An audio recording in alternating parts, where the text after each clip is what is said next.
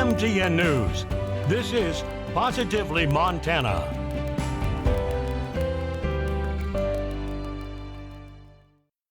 Hello everyone, I'm JEANELLE SLADE and welcome to MTN's Positively Montana, your weekly look at the brighter side of the Treasure State. Over the next half hour, we'll take you to the Mission Valley to meet one of those special teachers each one of us had in high school, the kind that has an impact that lasts long after graduation. And speaking of high school, we head to Townsend where Broadwater High students are taking their skills out of the classroom and onto a construction site. We'll also make a stop in Ulm, just south of Great Falls, and visit the mining city. But on this Memorial Day weekend, we begin with one of our veterans. The number of them left from World War II falls by the day. MTN's Russ Riesinger has this story about a special birthday celebration for one Montana veteran who was on the ground in the hours following one of the most important battles of the war. We're here for Bud's birthday. He turns 98 on the 25th. Ronnie, how old did you say he was? 98.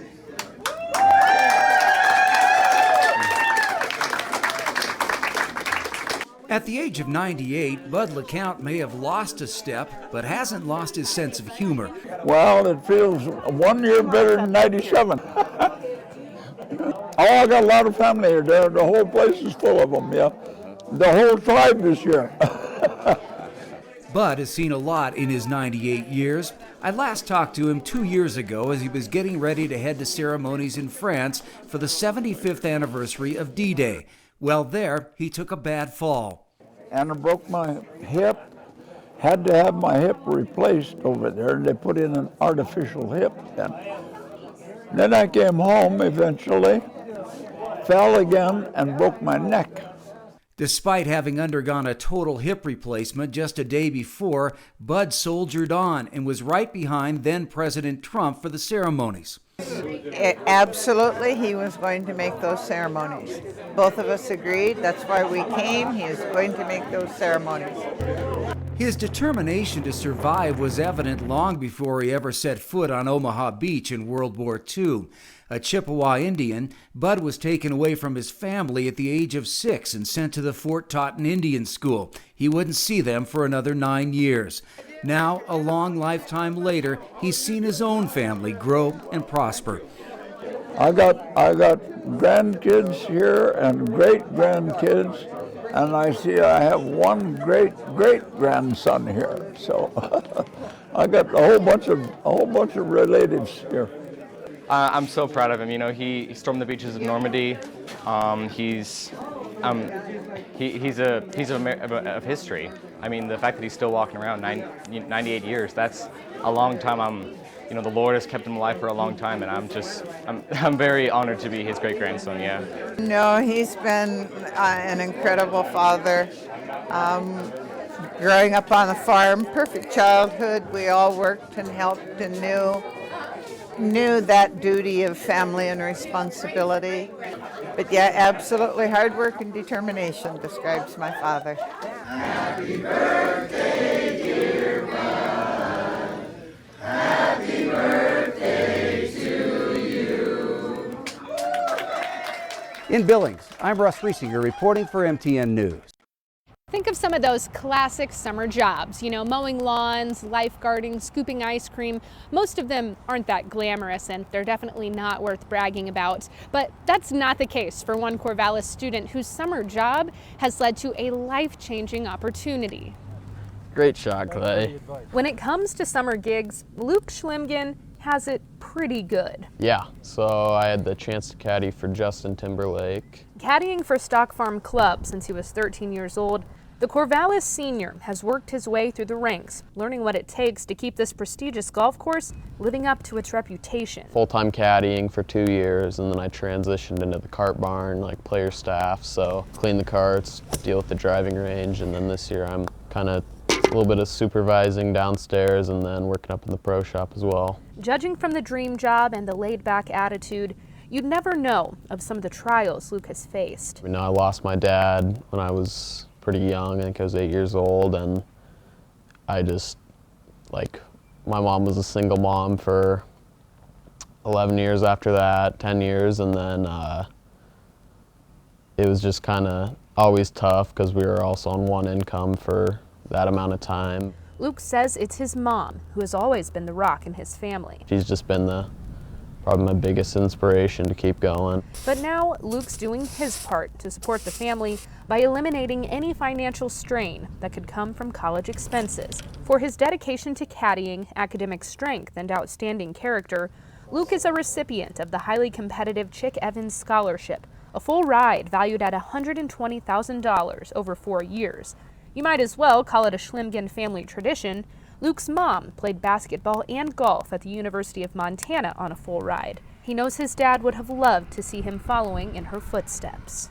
I mean, I know he's probably pretty proud of us, and then, yeah, I think it's all just kind of coming around. What began as a summertime gig to play a little golf and earn some cash is now opening doors for Luke's future to explore the world of golf or anything else he sets his mind to. Oh, it's opened up so many. Even with his eye on the future, Luke says it'll take more than a full ride to forget Montana's fairways and the course that started it all. Yeah, I'm excited for the college experience, and I think it'll be great going and living somewhere else in small town Montana, but I think I'd like to probably come back here when I'm older. In Hamilton, Megan Mannering, MTN News. I'm Tim McGonigal at Ulm School, where it's game on for one 8th grader. Her passion for trees and knack for game design has earned her top honors in an international competition. This may look like fun and games, but it's actually the end result of a tech assignment for Ulm 8th grader Addie Jensen. We're supposed to create a game. It could be digital or a board game, and to get full credit, it'd have to be educational about ecosystems or trees, recycling maybe. The assignment, which earned Addie runner-up status, also mixed coding skills the kids had learned with practicing the engineering design process. Addie designed a Candyland-like game she calls Tree Dares. It's focused on trees, something she's always had an interest in. Like how they give off oxygen and different types of trees that have different qualities. A group of players will take turns rolling the dice. If they land on a tree, they have to answer a question about trees. Trees don't have feelings, true or false? False. If they get that answer wrong, they have to complete a dare specified on the card. Throw a small plastic ball at someone and say, "Get in your ball, you stupid Pokemon." Yes. Students from all over the world took part in the game-based STEM competition put on by Legends of Learning with support from Dell Technologies. I was kind of surprised to see her name on there, but then also I'm not surprised because she put in a lot of work to making really detailed components and a lot of thought into her theme, and she does really well at everything she sets her mind to. Addie will be a freshman at CMR next year. For her efforts in the competition, she won a $200 gift card. In Ulm, Tim McGonigal, MTN News. Here in Townsend, high school students have a construction technology class where they spend the entire school year building big construction sites. It's pretty awesome that we get the opportunity, though, in high school to work on something like this. You heard that right. Andrew Hopper and his co-workers here are high school students at Broadwater High. They are on a job site measuring I need to come my way in 16th. And cutting board to build this backyard garage, giving Andrew hands-on experience. It gives us an introduction into siding, the actual building, concrete work, really anything that you do on a job site in the real world. This job site isn't a one-day event for these students. They are part of a construction technology class at Broadwater High that spends the entire school year building a project from start to finish. Mr. Clint Watson is the teacher of the class. He's constructed over 20 projects with students ranging from garages to stairways at local buildings, teaching them the trade skills in unexpected settings according to the students. When I found out we were doing everything from the foundation and the concrete work to pouring the concrete walls and doing everything, it's kind of a shock, a little surprising, but it's a good experience. But more importantly, many of them say Mr. Watson's class inspires them to look at this as a career. I find this as kind of probably one of my career choices could possibly be. I've learned so much, and I love doing this type of stuff, so it could definitely be a career for me. The Montana Chamber of Commerce released a report from 2020 detailing that out of nearly 1,000 respondents, 36% of construction, engineering, and more businesses had to turn down growth opportunities due to a lack of skilled workers. These high school students hope to have the garage project finished by the end of the school year. In Townsend, Alexie, Aguayo, MTN News. It started with the donation of an injured bull from a family in Villiers. Now CNC Meat Processing is donating over 250 pounds of hamburger to the Papillon and Wagner families to help keep their searchers fed. Everybody needs help once in a while. Traditionally, it takes a tribe to take care of our community. Each family was given just over 125 pounds of ground beef that will go into hot meals out on the search. We have to stick together. We're a group.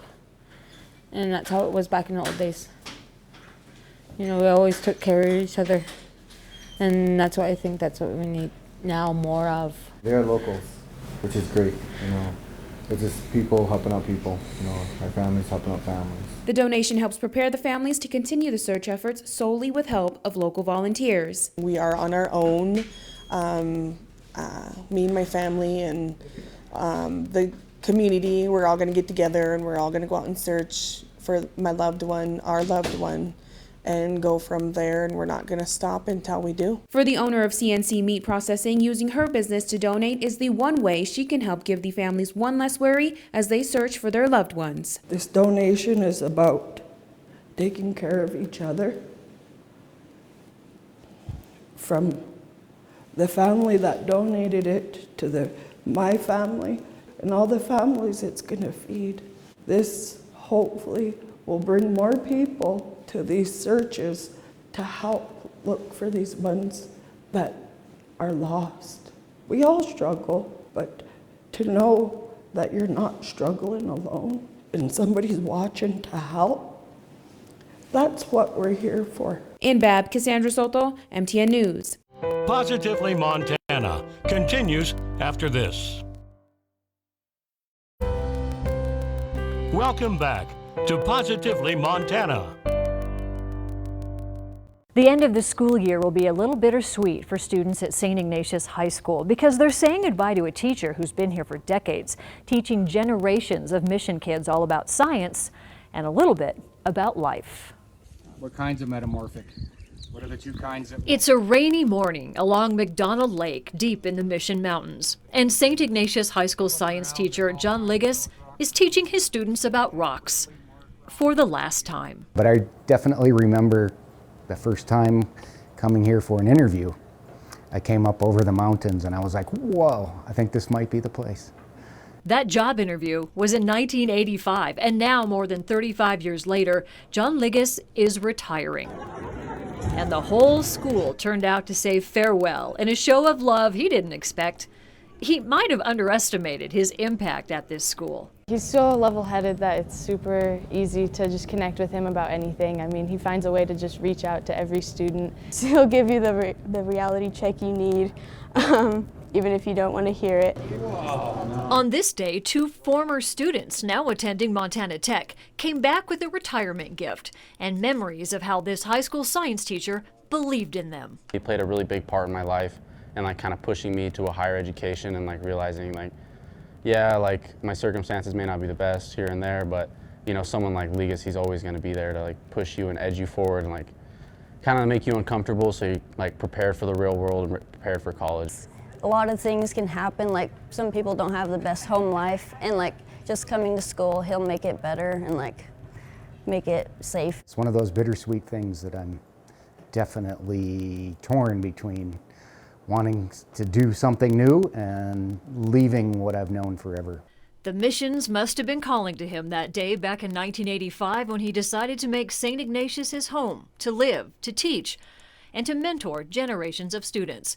He never expected this reaction to his retirement, but it is confirmation he made the right choice all those years ago. I've always felt that way. I've always felt extremely fortunate for choosing the career that I did, and I just fell into it, and it's just always been completely rewarding and fulfilling to me. I go home every night after work just feeling like I'm doing something positive in the world, and it's just been a great fit for me.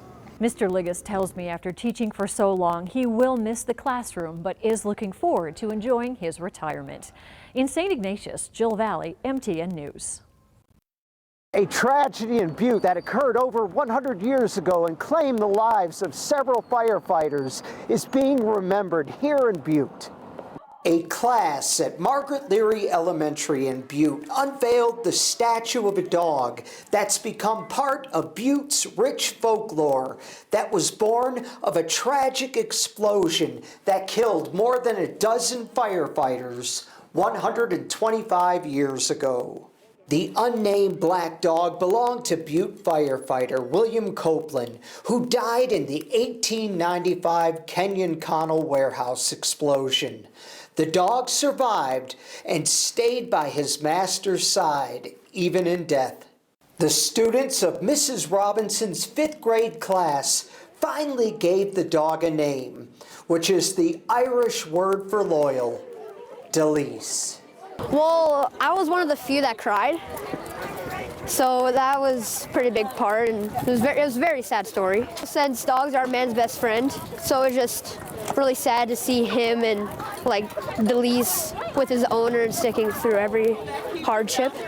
The story goes that the dog stayed with his master after he was killed in the explosion, followed him in his funeral procession, and stayed at his grave at Mount Moriah Cemetery, where the dog soon died. This dog just showed his loyalty and his faithfulness to the master, and you can't beat that. So we thought that had to be incorporated into the story because it's a real big part of the whole tragic story.